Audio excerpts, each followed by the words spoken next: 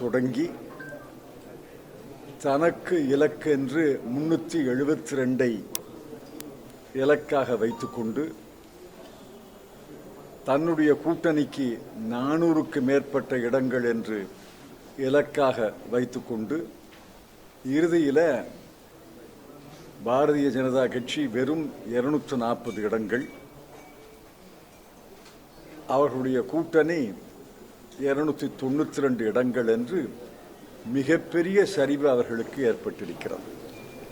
உங்களுக்கெல்லாம் நினைவில் இருக்கும், 4வது சுற்று 5வது சுற்று வாக்குப்பதிவு நடந்து கொண்டிருக்கும் போதே பிரதமர் திரு மோடி அவர்களும் உள்துறை அமைச்சரும் நாங்கள் 300ஐ தாண்டிவிட்டோம், 350ஐ தாண்டிவிட்டோம், 400ஐ நோக்கி வீறு நடை போடுகிறோம் என்றெல்லாம் அவர்கள் பீற்றிக் கொண்டார்கள்.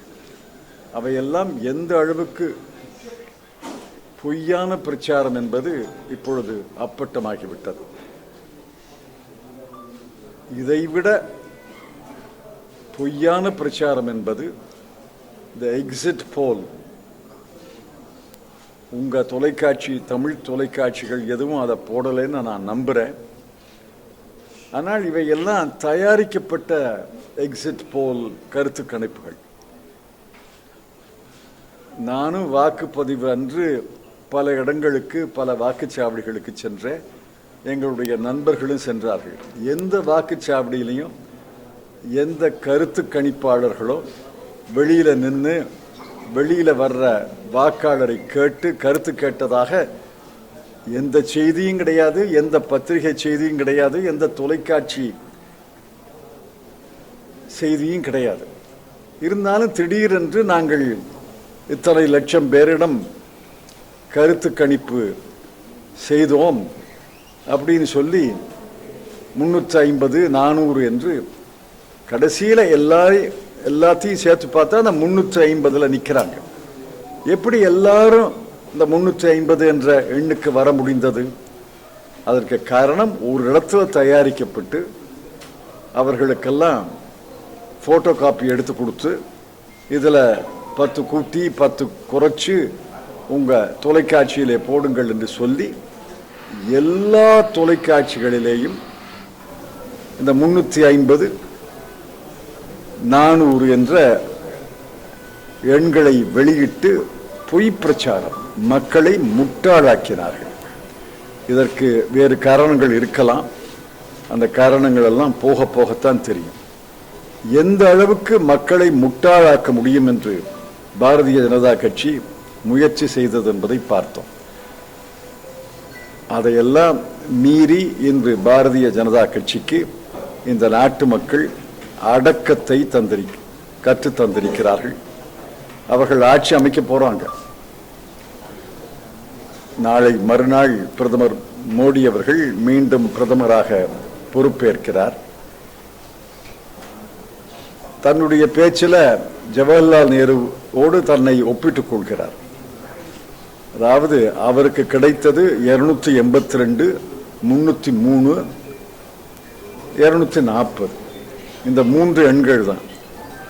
ஜவஹர்லால் நேருக்கு கிடைத்தது 361, 374, 364. ஜவஹர்லால் நேருவோடு திரு நரேந்திர மோடி அவர்கள் தன்னை ஒப்பிட்டுக் கொள்வதை நாங்கள் நிராகரிக்கிறோம். இந்த நாட்டு மக்கள் நிராகரிப்பார்கள். 3வது முறை பொறுப்பேற்கக்கூடிய திரு மோடி அவர்களுக்கு குடிமகன் என்ற முறையில் இந்திய அரசு ஒன்று அமைகிறது. எல்லாருக்கும் தான் அது பொதுவான அரசு. குடிமகன் என்ற முறையிலே அவருடைய அரசை வாழ்த்துகிறோம். அதே நேரத்தில் எதிர்க்கட்சி என்ற முறையில் அந்த அரசு செயல்பாடுகளை நாங்கள் கண்டிப்பாக கண்காணிப்போம் என்று தெரிவித்துக் கொண்டு என்னுடைய முன்னுரையை முடித்துக் கொள்கிறேன். கேள்விகள் இருந்தால் நாங்கள் பதில் சொல்றோம். அதாவது இந்த தேர்தலில் வெற்றி பெற்றதை குறித்து இப்போ திருமாவளவர்கள் ஒரு விஷயம் சொல்லியிருக்காங்க. என்னன்னா என்டிஏக்கு மக்கள் பெரும்பான்மை கொடுக்கல, சிங்கிள் மெஜாரிட்டி வரல.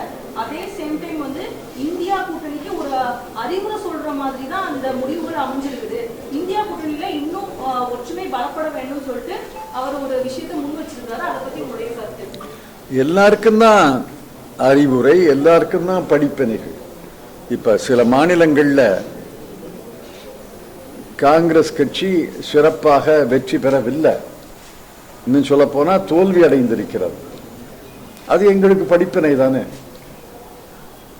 அவர்களுக்கு படிப்பினை என்று சொல்லும் பொழுது எங்களுக்கு படிப்பினை இல்லை என்று நான் சொல்லலையே, எல்லாருக்கும் படிப்பினை தான். பிரதமர் இன்னைக்கு சொல்றாரு இவிஎம் பத்தி காங்கிரஸ் ஏன் இப்போ பேச, மின்னணு வாக்குப்பதிவு எந்திரங்களை பற்றி காங்கிரஸ் ஏன் இப்போ பேச மாட்டேங்குது? அதே நேரத்துல ஏன் நீங்க வெற்றியை கொண்டாடு, காங்கிரஸ் எதிர்கட்சியா ஏன் வெற்றியை கொண்டாடுது அப்படின்னு சொல்லி விமர்சனம் பண்ணிருக்கோம். நாங்க தானே 3வது முறையா ஆட்சி அமைச்சிருக்கோம், அவங்க ஏன் கொண்டாட்டத்தில் ஈடுபடுறாங்க? முதல்ல இவிஎம் பற்றி சொல்றேன். காங்கிரஸ் கட்சியுடைய தேர்தல் அறிக்கையில இவிஎம்ஐ நாங்கள் நிராகரிக்கவில்லை. தயவு செய்து தேர்தல் அறிக்கையை படிச்சு பாருங்க. என்ன சொல்றோம்னா, அந்த விவிபிஏடி இயந்திரத்தில் அந்த தாள் வருதில்ல, அந்த தாள் நம்ம படிக்கக்கூடிய அளவுக்கு ஒரு 4-5 வினாடிகள் காட்சி அளிக்குது. அப்புறம் அந்த தாள் அந்த பெட்டிக்குள்ளேயே விழுந்துருது. எங்கள் தேர்தல் அறிக்கையில் என்ன சொல்றோம்னா, இந்த இவிஎம் முறையில் இன்னொரு முன்னேற்றத்தை செய்யணும். அந்த தாளை இப்ப அந்த ஏர்போர்ட்ல போர்டிங் பாஸ் எடுக்கிறோம்ல, அந்த தாளை எடுத்து பெட்டியில போடக்கூடிய வசதியை செய்யலாம். அது ஒரு சிறிய மாற்றம் தான். அந்த தாள் வரும்போது அந்த வாக்காளர் அந்த தாளை எடுத்து அதே விவிபிஏடி பெட்டிகளை போடலாம். தானாக அது அந்த பெட்டியில விழுவதை விட வாக்காளர் எடுத்து பார்த்துட்டு போடலாம் அப்படின்னு ஒரு சிறிய மாற்றம் செய்தால் இவிஎம் விவிபிஏடி முறையில் எந்த சந்தேகமும் யாருக்கும் எழாது. இப்ப கூட 10க்கு 3 பேர் 10க்கு 4 பேர் நீங்க கருத்து கேட்டீங்கன்னா அவர்கள் இந்த இவிஎம் பத்தி சந்தேகிக்கிறாங்க. அது சந்தேகம் நியாயமா இல்லையான்னு நான் சொல்லல. என்னை பொறுத்தவரையில் நான் இவிஎம் பற்றி குறை சொன்னதே கிடையாது. ஆனா அந்த இவிஎம் மேலும் மெருகூட்டி, மேலும் செம்மைப்படுத்தி, மேலும் சீர்திருத்த வேண்டும் என்பதுதான் எங்களுடைய கட்சியினுடைய நிலை. ஆனா கட்சியில ஒரு 2 தலைவர்கள் இவிஎம் முறையை எதிர்க்கிறாங்க, நான் இல்லைன்னு சொல்லல. ஆனால் கட்சியினுடைய நிலை அது அல்ல. அடுத்த கேள்வி என்ன? இல்ல இவர் என்ன கேட்டாரு? இல்ல சார், 3வது முறையாக என்டிஏ ஆட்சி அமைக்கும் பொழுது காங்கிரஸ் கொண்டாடுது அப்படின்னு உங்களுக்கு ஞாபகம் இருக்கும், ஒரு தேர்தலில் காங்கிரஸ் கட்சி முதல் இடத்துல, பாரதிய ஜனதா கட்சி 2வது இடத்துல. அப்ப எல்கே அத்வானி தான் அந்த கட்சியினுடைய தலைவர். அவர் என்ன சொன்னார் தெரியுமா? உங்களுக்கெல்லாம் நினைவு இருக்கலாம். The winner comes second அப்படின்னு சொன்னார். வெற்றி பெற்றவர் 2வது இடத்துல வந்திருக்கிறார். இந்த தேர்தலில் தார்மீக வெற்றி என்பது காங்கிரசுக்கு தான். தார்மீக தோல்வி யாருக்காவது ஏற்பட்டிருக்குன்னா அது திரு நரேந்திர மோடி அவர்களுக்கு. ஆக நாங்க கொண்டாடுவதில் அவருக்கு என்ன வருத்தம், பொறாமை? அவர் கொண்டாடட்டும், யார் வேண்டாங்கிறார்? அவர்கள் களை இழந்து, பொலிவிழந்து, உற்சாகம் இழந்து இருப்பதை நான் பார்க்கிறேன். நாங்க கொண்டாடுறோம், அவருக்கு என்ன பொறாமை? அரசியல் சாசனம் நான் பார்த்தேன். அரசியல் சாசனத்தை வணங்குவதை நான் வரவேற்கிறேன். அரசியல் சாசனத்தை வணங்கி விட்டு அரசியல் சாசனத்தை குலைக்காமல், குலைக்க விடாமல் இந்திய மக்கள் ஒரு பாதுகாப்பு அரணாக இந்தியா கூட்டணிக்கு 240 இடங்களை தந்திருக்கிறார்கள். இது மக்களுடைய தற்காப்பு செயல், செல்ஃப் டிஃபென்ஸ். தங்களுடைய அரசியல் சாசனத்தை பாதுகாத்துக் கொள்வதற்காக மக்கள் 240 இடங்களை இந்தியா கூட்டணிக்கு தந்திருக்கிறார்கள். அதனால இனிமே அரசியல் சாசனத்தை வணங்காம என்ன செய்யறது? வணங்கும் போது என்ன மனசுக்குள்ள நினைச்சாருன்னு அவர் தான் சொல்லணும். தெரியலையே. மோடி அவர்கள் அவருடைய உளவியல் மனநிலையெல்லாம் நான் ஆராயக்கூடிய அளவுக்கு நான் அந்த துறையில் ஒன்றும் நிபுணர் அல்ல. ஆனால் அவருடைய கடந்த கால ஆட்சி குஜராத்தில், இந்தியாவில் ஆட்சி என்பது அவர் தான் பிடிச்ச முயலுக்கு 3 கால்னு சாதிக்கிறது. அதாவது ஒன்று சொல்கிறேன், மணிப்பூர்ல ஓராண்டுக்கு மேலாக மிகப்பெரிய உள்நாட்டு கலவரம் நடைபெறுகிறது. பல நூறு பேர் உயிர் இழந்திருக்கிறார்கள். ஏறத்தாழ 40,000 சொல்றாங்க, 70,000 சொல்றாங்க. இன்னும் உள்நாட்டு அகதிகளாக அகதிகள் முகாம்ல இருக்காங்க. அவர்களுக்கு இருக்க இடம் கிடையாது, போதுமான உணவு கிடையாது, சுகாதார வசதி கிடையாது, மருத்துவ வசதி கிடையாது. குழந்தைகள் பிறக்கிறாங்க, இறக்குறாங்க. அதாவது 21வது நூற்றாண்டுல 2024ஆம் ஆண்டு ஒரு நாகரிக நாட்டில் இது மிகப்பெரிய களங்கம், மிகப்பெரிய களங்கம். இந்த களங்கத்தை துடைப்பதற்கு, ஏற்பட்ட தவறுகளுக்கு வருத்தம் தெரிவதற்கு, அந்த மக்களுக்கு ஆறுதல் சொல்வதற்கு, இத்தனை முறை எல்லா மாநிலங்களுக்கு செல்லக்கூடிய ஒரு பிரதமர் மணிப்பூருக்கு ஒரு முறை கூட போலையே. அங்க ஒரு மோசமான அரசு நடைபெறுகிறது. அந்த அரசு அமைச்சர்கள் எல்லாம் அவர்கள் வீடை தாண்டி 2 கிலோமீட்டர் கூட போக முடியாது. அந்த 2 கிலோமீட்டர் வட்டத்துக்குள்ளேயே அமைச்சர்கள்லாம் இருக்காங்க. 2 இடங்கள் மணிப்பூர்ல, இன்னர் மணிப்பூர், அவுட்டர் மணிப்பூர், 2 இடங்களிலையும் காங்கிரஸ் கட்சி வெற்றி பெற்றிருக்கிறது. 2 இடங்களிலேயும் காங்கிரஸ் கட்சி வெற்றி பெற்றிருக்கிறது. ஆக அவருடைய உளவியல், அவருடைய மனநிலையை இதிலிருந்தே புரிந்து கொள்ளலாம். மக்கள் இவ்வளவு துன்பப்படுகிறார்கள், இவ்வளவு சோதனைக்கு ஆளாகி இருக்கிறார்கள். அதை பற்றி ஒரு கலக்கமே இல்லையே. இந்தியா கூட்டணி ஒருவேளை சில ஆண்டுகளுக்கு முன்போ சில மாதங்களுக்கு முன்போ ஒருங்கிணைக்கப்பட்டிருந்தால் ஆட்சி மாற்றம் நடந்தது. அது எப்படி சொல்ல முடியும்? இதெல்லாம் தமிழ்ல ஹைப்போதெட்டிக்கலுக்கு எப்படி பதில் சொல்றது? டைம் மிஷின்லயா பின்னாடி போக முடியும்? அதெல்லாம் அதெல்லாம் சயின்ஸ் ஃபிக்ஷன்.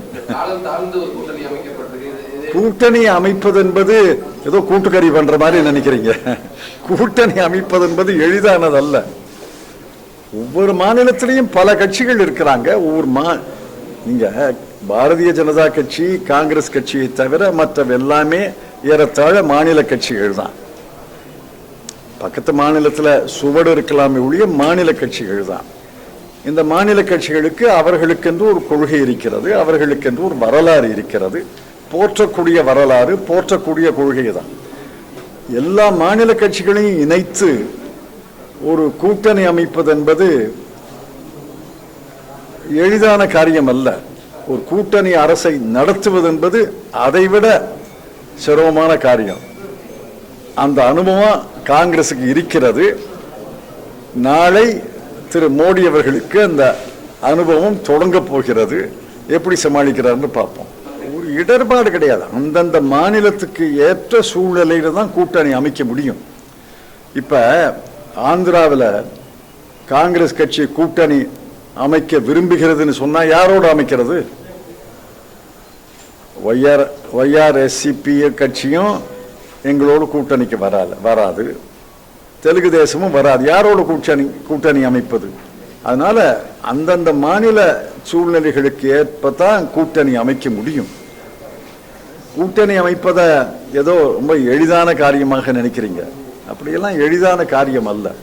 கூட்டணி அமைப்பதும் கடினமான காரியம், சிக்கலான காரியம். கூட்டணி அரசு நடத்துவதும் சிக்கலான காரியம். வாக்கு சதவீதம் இதெல்லாம் மேலெழுந்த வாரியான இதெல்லாம் மேலெழுந்த வாரியான பார்வை. இன்னைக்கு ஒரு பத்திரிகையில பார்த்தேன், பாரதிய ஜனதா கட்சிக்கு இத்தனை சதவீதம், 11% அதுவும், காங்கிரஸ் கட்சிக்கு 8% போடுறாங்க.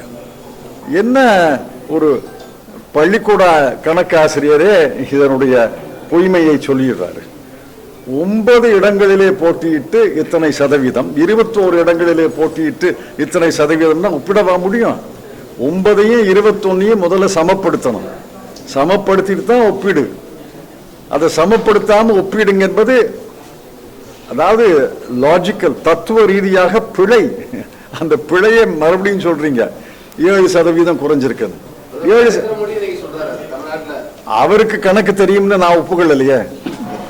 உங்களுக்கு கணக்கு தெரியும்னு நினைக்கிறேன், அவருக்கு கணக்கு தெரியும் நான் சொல்லலையே. அதனால பாரதிய ஜனதா கட்சி அதிமுக கூட்டணி சேர்ந்திருந்தா ஒருத்தருக்கு ஒருத்தர் ஓட்டு டிரான்ஸ்பர் ஆகாது.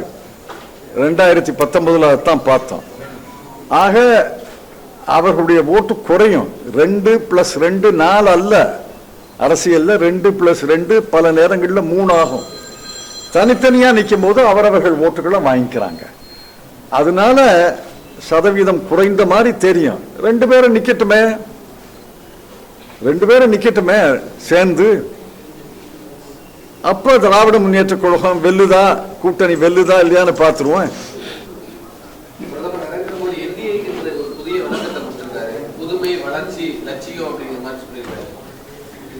அவரு ஆரம்பத்தில் அக்ரோனிம்னு சொல்லுவாங்க ஆங்கிலத்தில், இந்த எழுத்துக்களை எல்லாம் கூட்டி அதுக்கு பேர் வைக்கிறது. அது ஏறத்தாழ 100 அடைமொழிகளை உருவாக்கி இருக்காரு. எங்க ஆரம்பிச்சாரு? அச்சே தின் ஆனே வாலே ஹைன்னு ஆரம்பிச்சாரு. இப்ப யார் சொல்றா? அச்சே தின். அப்புறம் அங்கே இருந்து அமிர்த் கால் விக்சித் பாரத் இப்ப புதுசா சொல்லியிருக்காரா? இதுக்கெல்லாம் 1 மாத காலம்தான். இதெல்லாம் ஆயுசு 1 மாத காலம்தான். எல்லாம் அற்பாயுசு இந்த புனைவுகள் எல்லாம் அற்பாயுசு. காங்கிரஸ் கட்சி வரலாறு என்பது 1885 தொடங்குது. அதுக்கு என்னமோ வரலாறு முடியும்னு நினைக்காதீங்க. இந்தியா இருக்கிற வரைக்கும் இந்திய தேசிய காங்கிரஸ் இருக்கும், அது ஒன்றும் சந்தேகமே வேண்டாம். இந்தியா இருக்கும் வரை இந்திய தேசிய காங்கிரஸ் இருக்கும். ஆக எங்களுக்கு எப்பொழுதுமே பெரும் பொறுப்பு இருக்கிறது. சுதந்திர போராட்டத்தை தொடங்கி சுதந்திரத்தை வென்ற காலத்திலேயே எங்களுக்கு மிகப்பெரிய பொறுப்பு இருக்கிறது என்பதை நாங்கள் உணர்கிறோம். சில நேரங்களில் இந்த பொறுப்புகளை ஒழுங்காக நாங்கள் நிர்வகிக்கிறோம், சில நேரங்களில் பொறுப்பை சரியாக நிர்வகிக்கவில்லை.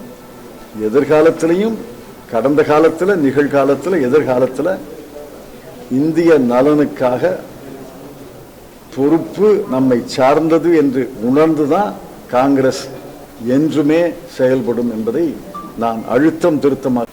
நீங்க தான் தோல்வின்னு சொல்றீங்க, நாங்க வெற்றின்னு சொல்றோம்.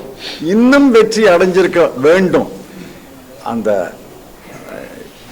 இப்ப ஒலிம்பிக் ஓட்டப்பந்தயத்தில் தங்கப்பதக்கம், வெள்ளிப்பதக்கம், வெண்கல பதக்கம் 3 பேரையும் மெடலிஸ்ட் தான் சொல்லுவாங்க, Olympic medallist.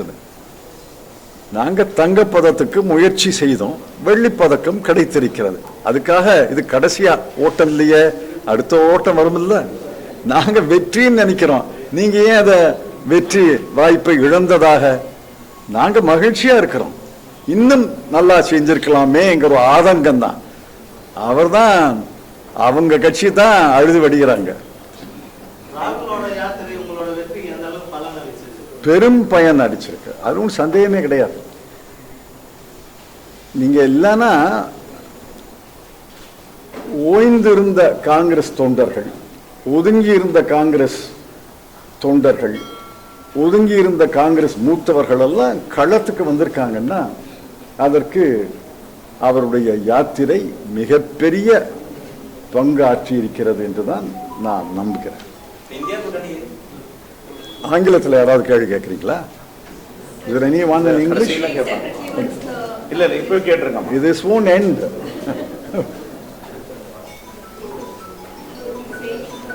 If you want to ask a question in English, please ask. No, we thought once the Tamil gets over. No, Tamil is over. They are just conversing. I've explained it. That is not the Congress's position. The Congress's final position is stated in the manifesto. All that we are saying is, all right, EVM have come to stay. But the EVM can be improved. The EVM system can be improved. It's got a VVPAT.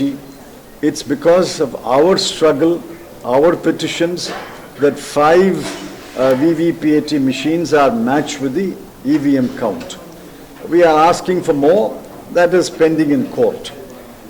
But we have suggested a minor modification, that the EVM generates a electronic slip. That is electronic for us, but it's a hard copy slip. That slip goes into a box called VVPAT box. All that we are saying is make a minor modification. Let the voter not only see the slip, let him be able to pull out the slip, look at it and drop it into the box. It will take exactly the same time, 4 to 5 seconds, like the present system. That will give the voter total confidence that his vote has been recorded properly. He has seen the slip, he has physically touched the slip, and he puts it into the banks. Why is the Election Commission refusing to accept this suggestion? When our delegation met them, they had no answer. They had no logical answer to this change. But they are helpless. Why are they helpless? They are an autonomous commission. They are an independent commission. Why should they be helpless? I don't know. He had an agenda when he announced Modi will come with 372 seats and NDA will come with 400. That agenda is over. That agenda cannot be implemented. Now he has to work out an agenda in consultation with several political parties, and he has to work out an agenda for 3.0. I don't think he has reflected on that agenda yet. He's probably talking about his old agenda. That agenda has been buried. That agenda, in our view, included amending the Constitution, tampering with the reservation policy, and many other things which are unacceptable, undesirable. What is his new agenda? We'll know when the coalition government either presents a budget or in the president's address. We'll wait to see what their agenda is. But what choice did he have? When the people have taught him a strong lesson, what choice did he have? I mean, whether he bows down to the Constitution or not, the Constitution is supreme. It does not matter whether he bows or not. The fact that he bowed to the Constitution is welcome. But he had no choice. The Constitution is supreme, and the Constitution has been put beyond amendment. The people have erected a self-defense for themselves by electing 240 MPs for the INDA alliance. Therefore, the Constitution is supreme and it will remain supreme for the next 5 years. It's a historical performance and they have got 0. Why is that not a historical performance? History will note that the BJP under the leadership of the gentleman got 0 seats. That will be recorded in the history books, isn't it? So it's historical. I have explained to him in Tamil. You are also falling into the same logical fallacy.